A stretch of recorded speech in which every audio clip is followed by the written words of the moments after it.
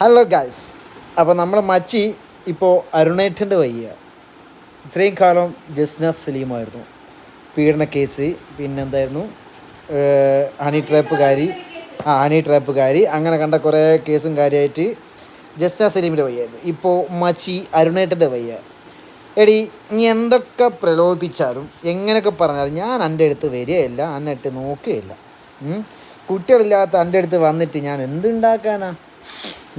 പിന്നെ നീയൊക്കെ പണ്ട് 3-4 ആൾക്കാർ 5-6 ആൾക്കാരെ മേത്ത് കയറി മെടങ്ങിയിട്ടു അനക്കൊരു കുഞ്ഞിക്കാലാവാൻ തോന്നിയോ? അതൊന്നും ഉണ്ടാക്കാൻ പറ്റുമോ?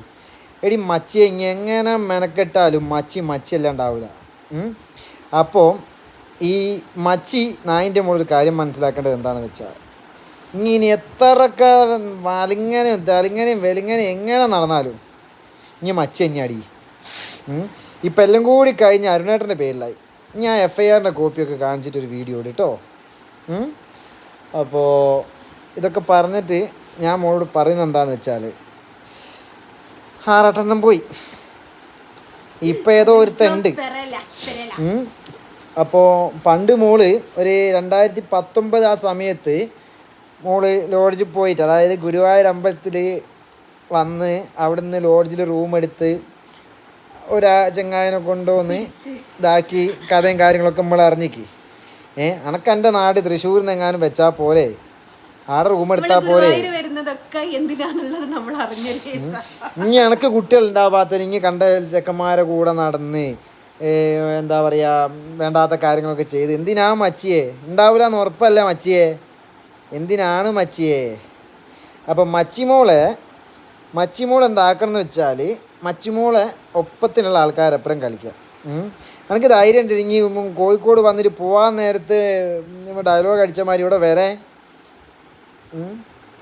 ഇനി എൻ്റെ കൂടെ നിൽക്കുന്ന ഇട്ടിക്കണ്ടപ്പന്മാരെ വിചാരിച്ച്, അതായത് അമ്മായിനെയും തെരുത്താത്തനൊക്കെ വിചാരിച്ചാണ് കളിക്കുന്നതെങ്കിൽ വേണ്ട.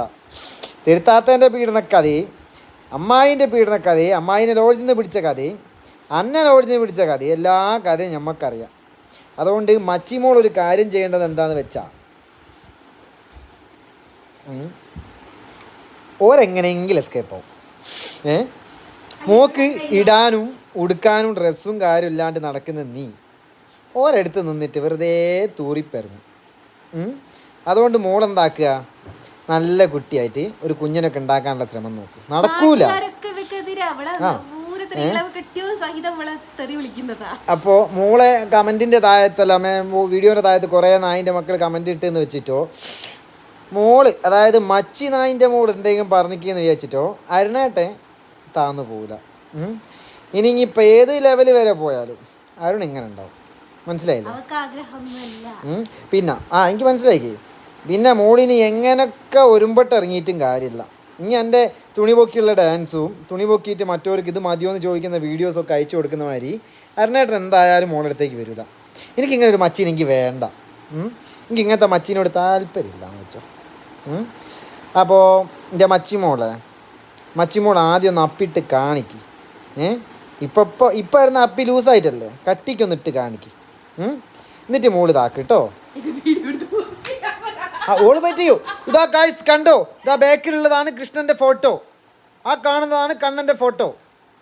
കുറേ നടന്മാരെയും നടിമാരെയും വീടിൻ്റെ മുമ്പ് പോയിട്ട് ഇതാണെന്നൊക്കെ പറഞ്ഞ് നടക്കുന്നത് എനിക്ക് പറ്റുള്ളൂ. അല്ലാണ്ട് എനിക്ക് വേറൊരു തോരോ എനിക്ക് അറിയൂല. അപ്പം മോളെ അങ്ങനത്തെ കുറച്ച് വീഡിയോസൊക്കെ മച്ചിക്ക് ഇടാൻ പറ്റും. അപ്പം മച്ചിക്ക് ബാക്കിയുള്ള മറുപടി ആയിട്ട് ഞാൻ വരുന്നുണ്ട്, വിത്ത് എവിഡൻസ് ആയിട്ട് തന്നെ വരാം. മച്ചീനെ ലോഡ്ജിൽ നിന്ന് പിടിച്ച കാര്യമായിട്ട് ഞാൻ എന്തായാലും അങ്ങോട്ട് വന്ന് തപ്പുന്നുണ്ട്. കാരണം എനിക്ക് തരാമെന്ന് പറഞ്ഞിരിക്കുക. അവൻ്റെ ഫോൺ ഓഫായി പോയിട്ടാ. പിന്നെ ഞാൻ കോൺടാക്ട് ചെയ്യാൻ എനിക്ക് പറ്റിയിട്ടില്ല. അപ്പോൾ അതുകൊണ്ട് മോളൊരു കാര്യം ചെയ്യാം, ബാക്കി വീഡിയോസും കാര്യങ്ങളൊക്കെ ആയിട്ട് അരുണേട്ടൻ വരാം കേട്ടോ മച്ചിയെ. ബായ് മച്ചി മോളെ, ബായ്.